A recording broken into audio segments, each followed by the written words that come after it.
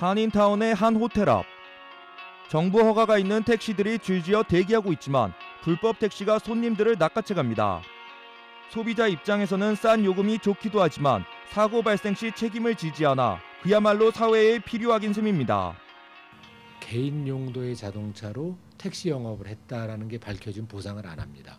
개인 용도로 사용을 했다라고 할 수가 있는데 그렇게 되면 보험 사기로 나중에 걸릴 수도 있어요.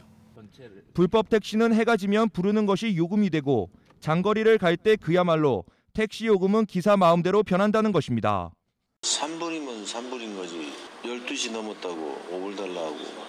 합법 택시일 경우 차 보험만 해도 연간 5,000달러에 달하는 상업용 보험에 가입돼 있지만 불법 택시일 대부분은 일반 보험이나 무보험이기 때문에 사고로 이어지면 낭패를 볼 수도 있습니다.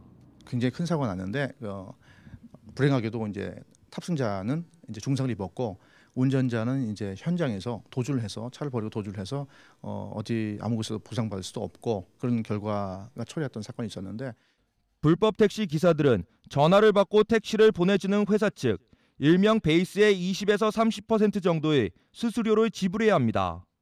정작 따지고 보면 불법 택시 기사는 저임금을 받는 직원인 셈이고 큰 몫을 챙기는 것은 불법 택시 회사 측이라는 말입니다. 합법 택시는 시정부에서 택시 면허 허가를 받은 옐로우캡, 벨택시 등을 의미하며 주정부가 발행하는 운송면허 TCP 면허로 영업하는 리무진 서비스 두 종류가 있습니다.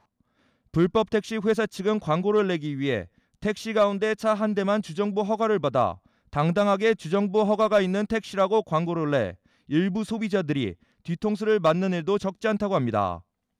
한인타운 내 불법 택시가 뿌리 뽑히지 않는 또 하나의 이유는 로컬 비즈니스들과 친밀한 관계가 있기 때문입니다. 한인 불법 택시는 일부 관광회사와 연결이 돼 있습니다.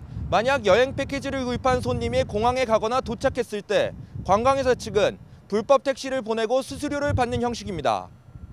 팁을 받으라 그래요. 그러면 팁을 얼마씩 받을 거요? 물으면은 1인당 10불씩을 팁을 받으라 그래요.